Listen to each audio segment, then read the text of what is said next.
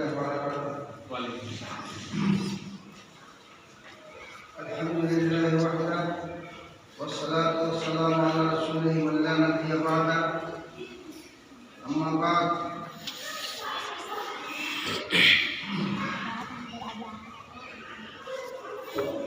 قال النبي صلى الله عليه وسلم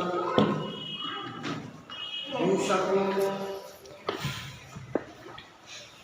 أن يأتي على الناس زمان لا يبقى من الإسلام إلا اسمه ولا يبقى من القرآن إلا رسمه ومساجدهم عاملة وهي خراب من الهدى أو كما قال عليه الصلاة والسلام.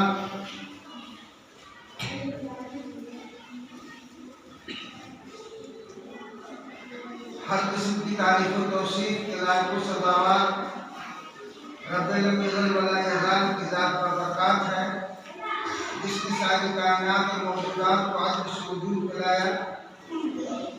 بعد وہ نبی مکرم احمد مصطفیٰ محمد مصطفیٰ صلی اللہ علیہ وسلم پر دشوار اور رحمت و سلام نازل ہو جس سے ہمیں مشکل ہدایت کی روشنی ملی. شاعر مشرق علامہ اقبال رحمۃ اللہ علیہ نے فرمایا نبی کریم صلی اللہ علیہ وسلم کی شان میں وہ دانائے سبل مولائے کل ختم الرسل جس نے وہ دانائے سبل مولائے کل ختم الرسل جس نے غبار راہ کو بخشا فروغ وادی سینہ. نگاہ عشق و مستی میں وہی اول وہی آخر وہی قرآن وہی فرقان وہی یاسین وہی طٰہٰ. ابھی آپ کے سامنے ایک حدیث کا کچھ حصہ پیش کیا گیا جس میں یہ ہے کہ نبی کریم صلی اللہ علیہ وسلم نے ارشاد فرمایا کہ ایک ایسا بھی وقت آئے گا، قریب ہے کہ ایک ایسا بھی وقت آئے گا کہ اسلام کا صرف نام باقی رہ جائے گا. اسلام کا صرف نام باقی رہ جائے گا اور قرآن کی تلاوت رسمی طور پر ہوگی. ومساجدهم عامرة من الهدى اور مسجدیں جو ہوں گی وہ بظاہر جھاڑو فانوس سے تو مزین ہوں گی لیکن مشمول عبادت سے مشمول درس و تدریس سے خالی ہوں گی. دنیا کی باتیں ہوں گی مساجد میں بیٹھ کر اور خالی نمازیوں سے رہے گا خدا کا گھر. آپ صلی اللہ علیہ وسلم نے فرمایا کہ لوگ اسلام کہ بین سطور سے بھی نکل کر اس کے حاشیے پر چلے آئیں گے. اسلام صرف نام کا رہ جائے گا، عبداللہ اور عبد الرحمن صرف نام رہ جائے گا، لیکن جو مسلمانیت ہے، جو مومنانہ شان ہے، جو مومنانہ اسپرٹ ہے وہ مسلمانوں سے ختم ہو جائے گا. کسی شاعر نے کیا ہی خوب کہا ہے، وائے ناکامی ہمارے اپنے جوہر کھو گئے، وائے ناکامی ہمارے اپنے جوہر کھو گئے، نام کا باقی ہے لیکن وہ درخشانی نہیں. تو ہمارا حال یہی ہے، ہم مسلمان ہونے کا دعویٰ کرتے ہیں، ہم اہل توحید ہونے کا دعویٰ کرتے ہیں، ہم کتاب و سنت کے شیدائی اور فدائی ہونے کا دعویٰ کرتے ہیں، ہم اپنے آپ کو اہل حدیث کہتے ہیں، ہم اپنے آپ کو محمدی کہتے ہیں، ہم اپنے آپ کو سلفی المسلک کہتے ہیں، لیکن عمل کا حال یہ ہے کہ عمل ہم سے ناپید ہو چکا ہے. عملی میدان میں ہم بالکل زیرو ہیں. یہ راستہ جس سے آپ لوگ آئے، ابھی آپ شاہی دکاندار اور مستقیم دکاندار کی دکان کے پاس سے گزرتے ہوئے جو آئے تو کیسا راستہ ملا؟ راستہ کیسا ملا؟ اور اس مسجد میں نماز پڑھنے کے لیے ادھر سے بھی نمازی آتے ہیں، اب 5 وقت آتے ہیں، اور راستہ کیسا دیکھا آپ نے؟ اس کی صفائی ستھرائی اور کون توجہ دے گا؟ یہ محلہ والے توجہ دیں گے کہ پچھائی ٹولہ کے لوگ آئیں گے بھوجن کے راستہ کو ٹھیک کرنے کے لیے؟ اس پر آپ لوگوں کا دماغ کہاں ہے، ذہن کہاں ہے؟ جبکہ اللہ تعالیٰ، جبکہ نبی کریم صلی اللہ علیہ وسلم فرماتے ہیں کہ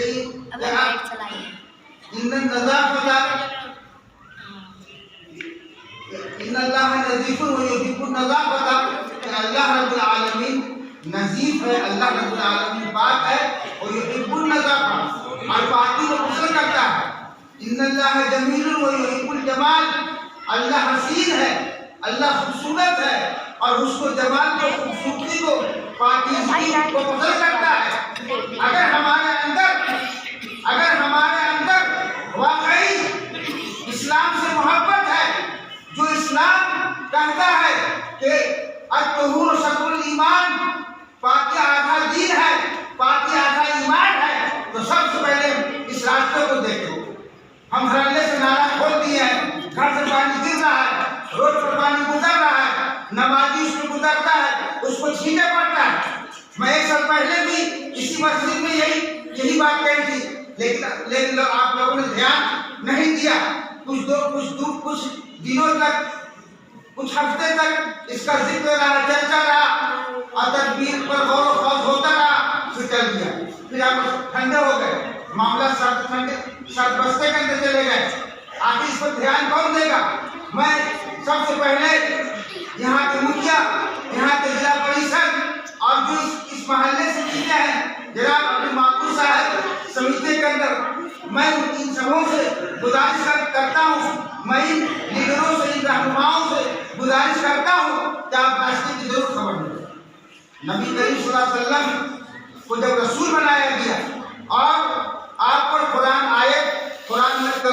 کریم کی جو رسول ہونے والی آیت نازل ہوئی، جس میں ہے یا ایھا المدثر قم فانذر ربک فکبر وثیابک فطہر، اسی آیت کے نزول کے بعد سے آپ صلی اللہ علیہ وسلم منصب رسالت پر قائم ہوئے۔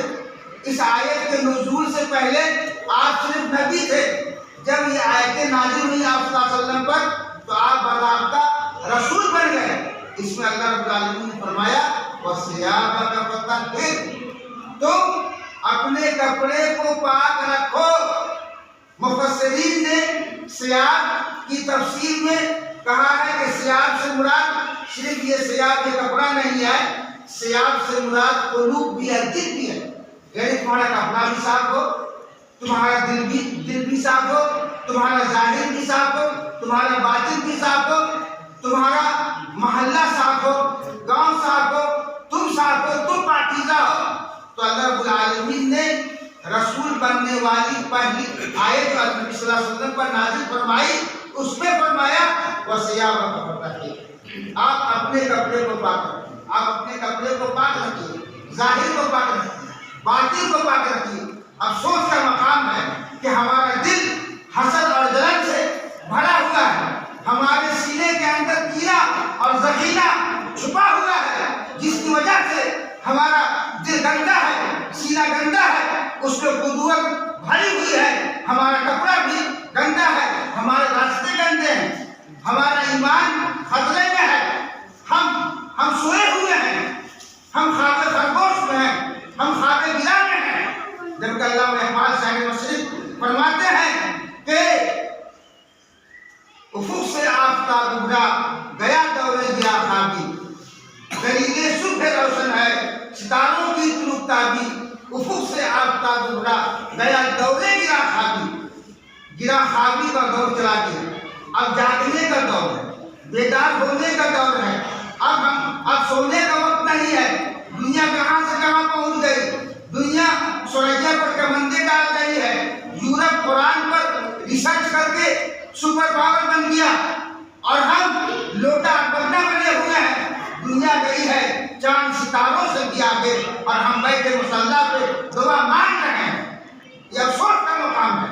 ہمیں جاگنا پڑے گا، ہمیں بیدار ہونا پڑے گا۔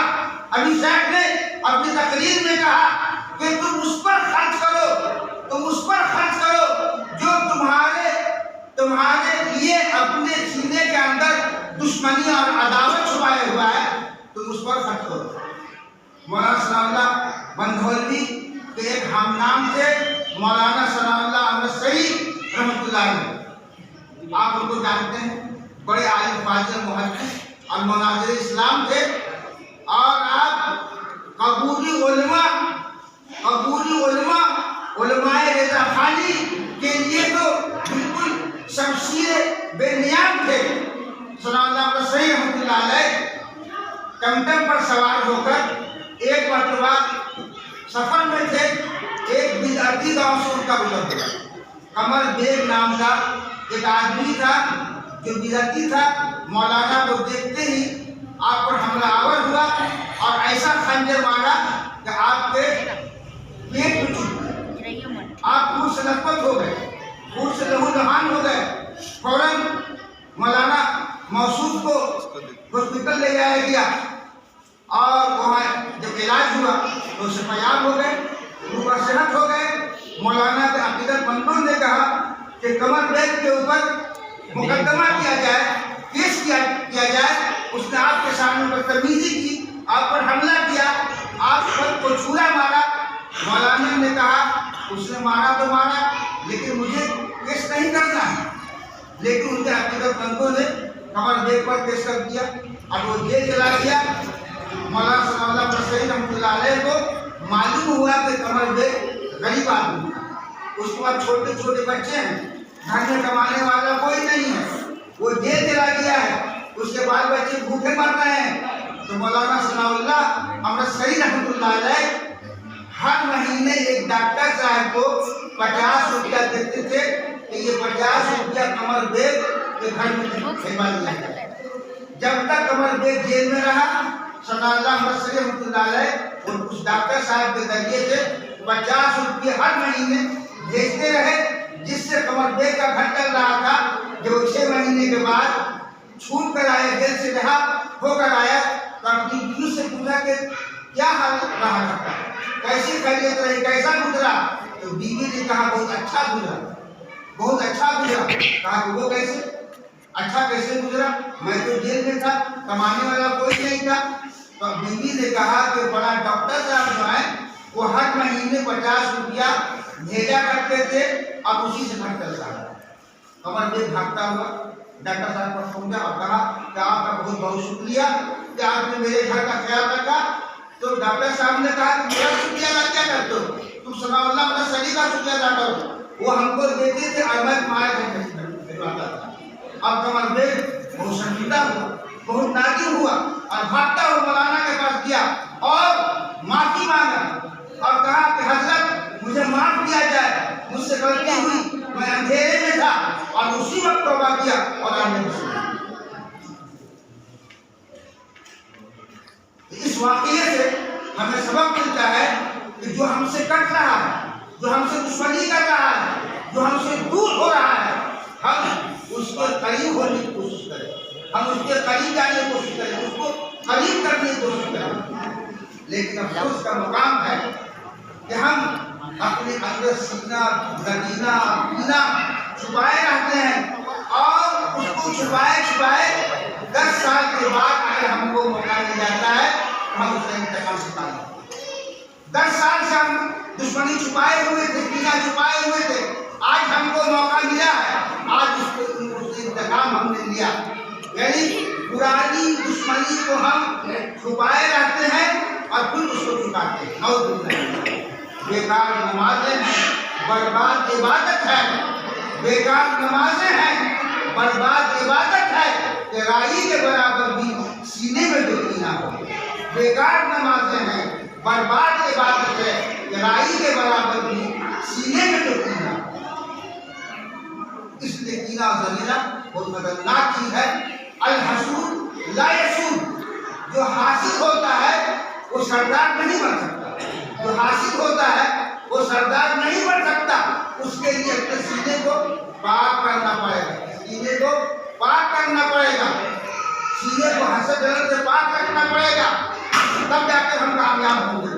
چونکہ خطیات کی خطبہ ہے، میں زیادہ بات کو طول طویل کرنا نہیں چاہتا، بس انہی باتوں پہ میں اتفاق کرنا چاہتا ہوں۔ میں نے حدیث پڑھی تھی کہ نبی صلی اللہ علیہ وسلم نے فرمایا کہ قریب ہے کہ ایسا وقت آ جائے گا کہ اسلام صرف نام کا رہ جائے گا اور قرآن کی رسمی تلاوت ہوگی۔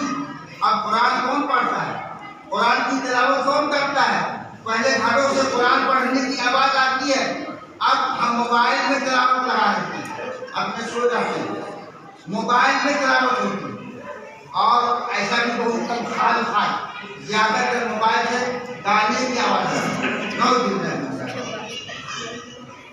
نبی کریم صلی اللہ علیہ وسلم نے فرمایا کہ جب 15 چیزیں ظہور پذیر ہو جائیں گی، جب 15 چیزیں ہو جائیں گی تو تم انتظار کرنا، ریحن حمرا، سرخ عاجیدہ، زلزلۃ زلزلہ کا، قذفن پتھر کی بارش کا، مسخن چہرے کے بدل جانے کا، اور خسفن زمین میں من ڈوبنے کا، دھسنا پھوٹنے کا، ان سب چیزوں کا تم انتظار کرنا۔ جب 15 چیزیں ظہور پذیر ہو جائیں گی تو ان سب چیزوں کا جس کا بھی ذکر ہوا اس کا تم انتظار کرنا۔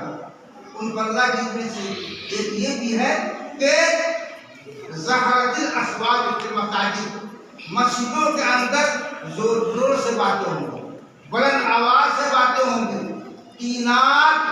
ناچ اور گانے اور موسیقی عام ہو جائے گا، گانا بجانا عام ہو جائے گا، شرب الخمور، شراب لوگ پیئیں گے، شراب لوگ پینے لگیں گے، شراب کے رسیاں ہو جائیں گے۔ یعظم الرجل مخافۃ شرہ، آدمی کی تعظیم اس کے شر کے خوف سے ہوگا کہ اگر ہم اس کا احترام نہیں کریں گے تو ہم کو مسل دے گا، ہم کو کچل دے گا۔ یعظم الرجل مخافۃ شرہ، اور کیا ہوگا؟ لوگ بیوی کے غلام ہو جائیں گے، ماں کی نافرمانی کریں گے، دوست سے قریب ہوں گے، باپ کو دور رکھیں گے، باپ سے کہیں کہ آپ وہیں رہیے نا، وہیں چائے بھیج دیا جائے گا، آپ وہیں رہیے، آپ اس مجلس میں ہمارے دوستوں کی مجلس میں نہیں ہیں، تو دوست کو قریب کریں گے اور باپ کو دور کریں گے، ماں کی بات نیچی کر دیں گے، بیوی بات اوپر کر دیں گے۔ ہو گئے فردن برخوردار گورو کے غلام۔ تو مطلب یہ معاشرہ ہے، پیٹی کوٹ حکومت ہے، بیویوں کی حکومت ہے، ہم تو ملا رہے ہیں، ہم کٹپتلی بنے ہوئے ہیں، یہ حال ہے۔ تو جب ایسا ہو جائے گا تو نبی کریم صلی اللہ علیہ وسلم نے فرمایا کہ ان سب چیزوں کا انتظار کرنا۔ ایک دوسری حدیث میں ہوتی روایت، ایک دوسری روایت میں ہے کہ حلّا بحل بلا، حلّا بحل بلا، عذاب کا اترنا حلال ہو جائے گا۔ جب یہ سب چیزیں ظاہر ہو جائیں گی، ظہور پذیر ہو جائیں گی تو حلّا بحل بلا، تو عذاب کا آنا حلال ہو جائے گا، اسی وقت کی ہم عذاب مطلب۔ یہ مسلکی چپکلش، یہ ذاتی چپکلش، یہ محلہ وائے چپکلش، یہ ضلعی صوبائی چپکلش، یہ کیا ہے؟ اللہ رب العالمین نے فرمایا فَلْيَحْذَرِ الَّذِينَ يُخَالِفُونَ عَنْ أَمْرِهِ أَن تُصِيبَهُمْ فِتْنَةٌ أَوْ يُصِيبَهُمْ عَذَابٌ أَلِيمٌ۔ وہ لوگ آگاہ ہو جائیں جو رسول اللہ کے حکموں پر نہیں چلتے، جو رسول اللہ کی نافرمانی کرتے ہیں، أَن تُصِيبَهُمْ فِتْنَةٌ، وہ فتنے کے اندر مبتلا ہو جائیں گے۔ مفسرین کہتے ہیں کہ فتنہ سے مراد شرک ہے، لوگ فتنے پڑ جائیں گے، یعنی شرک میں پڑ جائیں گے، شرک میں ڈوب جائیں گے، شرک کے دلدل میں گرفتار ہو جائیں گے، اور یصیبہم عذاب علیم، یا دردناک عذاب کے اندر مبتلا ہو جائیں گے۔ اس سے بڑھ کر دردناک عذاب کیا ہے کہ آپ کے اوپر ظالم حکومت مسلط ہے اور آپ رو رہے ہیں کہ ظالمانہ حکومت ہے، ظالم حاکم ہے، اور ہم نہ جانے کہاں مطلب چلے جائیں گے، ہم کو چھٹی بلا دے گا۔ لیکن ہم نے عمل کی نوٹس نہیں لیا کہ ہم اپنے عملوں کو تیز کریں، ہم اچھا بننے کی کوشش کریں، ہم کتاب و سنت کے شہدائی بنیں، ہم قرآن و حدیث پر عمل کرنے والے بنیں۔ ایک شاعر کہتا ہے، ایک فارسی شاعر کہتا ہے کہ ماں قصہ سکندرو داران خاندائم، ماں قصہ سکندرو داران خاندائم ازمن بدون قصہ مہر و وفا مخوش۔ ہم کتاب و سنت قرآن و حدیث کی کہانی جانتے ہیں، ہم سے دارا سکندر اور اصغر دیار کی کہانی مت پوچھو، ہم کتاب و سنت کی بات کرنے والے ہیں۔ اس میں ہمارا عمل نہیں، قرآن حدیث پر بھی عمل نہیں ہے، اور سلفیت کا دعویٰ، اہل حدیثیت کا دعویٰ بہت افسوس کی بات ہے۔ میں ان باتوں پر اتفاق کرتا ہوں، دعا ہے کہ پروردگار عالم کہنے سننے سے زیادہ عمل کی توفیق بخشے، آمین۔ طوفان نوح لانے سے اے چشم پائیدہ، طوفان نوح لانے سے اے چشم پائیدہ، دو اشک ہی بہت ہے اگر کچھ اثر کرے۔ السلام علیکم ورحمۃ اللہ وبرکاتہ۔